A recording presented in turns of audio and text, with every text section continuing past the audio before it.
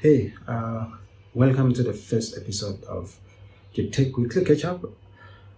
On this series, this is the first episode of a series that is gonna be happening every Saturday or Sunday.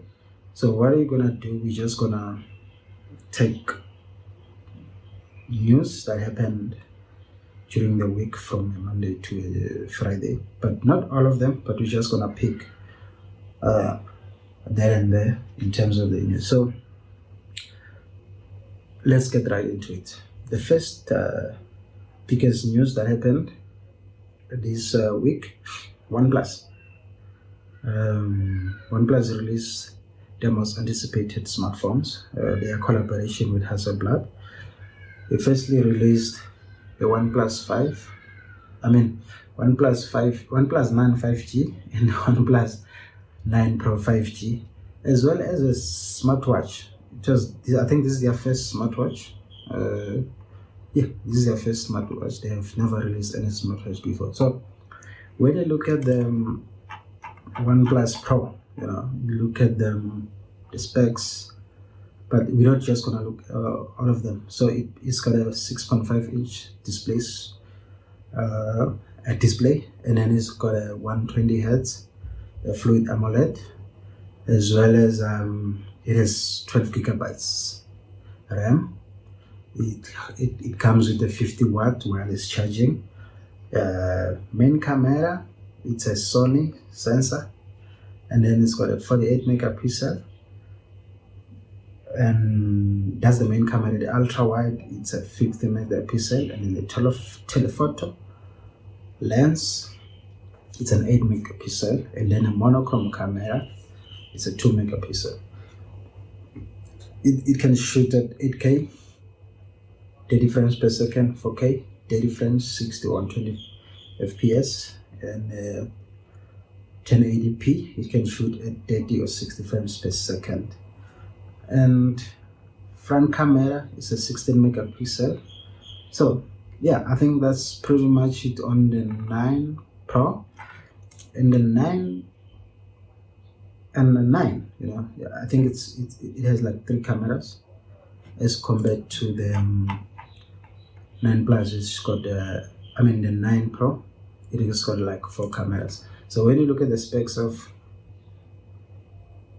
the 9, it's 6.5 inches display with a resolution of 2400 by 1080, and it's packing a 120 Hz fluid AMOLED display, and it has an 8 gigabyte RAM, 4500 milliamp battery, and it comes with a 15-watt wireless charging, which is less than the 9 Pro.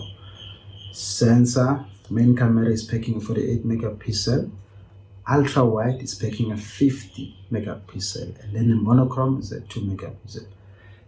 Video, it can shoot via 8K video, 30 frames per second, 4K, 60 and 30 frames per second, and then 1080, 30 and 60 frames per second. And slow motion is at 240 frames per second. Front camera, it's packing a 16 megapixel, and that's pretty much it. You can see that the difference when it comes to the Pro and 9, they're slightly there and there, but pretty much, they also shoot in raw image. So yeah, I think those are the biggest news when it comes to the phones. And when it comes to the watch, like I look at the watch. Before we go to the watch, let's look at the prices of this. So the Pro started at $1069. You can pre-order it on the US website. And the 9, it starts at $729 US. So I think it's gonna be available this week or next month, but I'll check that. Here, I think I saw one of the tweets from Peter Lau in terms of how much when is it gonna be available globally. But yeah, that's the prices on the two. Then on the watch, I think it's their first smartwatch, and I'm not sure. It's gonna start at 159. I think that's so far, and they haven't mentioned when is it gonna come out in terms of availability in the market. But yeah, there was also a smartwatch that was released on that day, and I think that's all on OnePlus. And the other one is Apple. So there are rumors that Apple is considering of releasing an Explorer edition of the Apple Watch. If you have seen, here are like just renders of what it might look like. So of which Apple is gonna compete with the likes of Casio G-Shocks, Garmin, Samsung for Explorer edition. It's I think, is there a need for it? Probably, for those who like exploring. So they haven't mentioned anything about how much will it cost and everything. So we're just gonna keep an eye on that.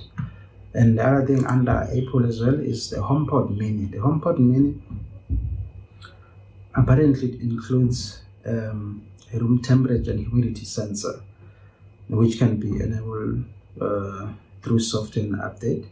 So I think iFixit is the one which discovered that thing. So yeah, HomePod Mini's got a sensor for humidity and room temperature control in it that you can just activate using a software update. And I think the one last thing, there's supposed to be April, based on the leakers, there's supposed to be an April event on the 23rd of March, which it didn't happen. So we're gonna keep an eye for that, because I've seen that it might happen next month in April. So we're gonna keep an eye on that. Gonna update you as time goes by.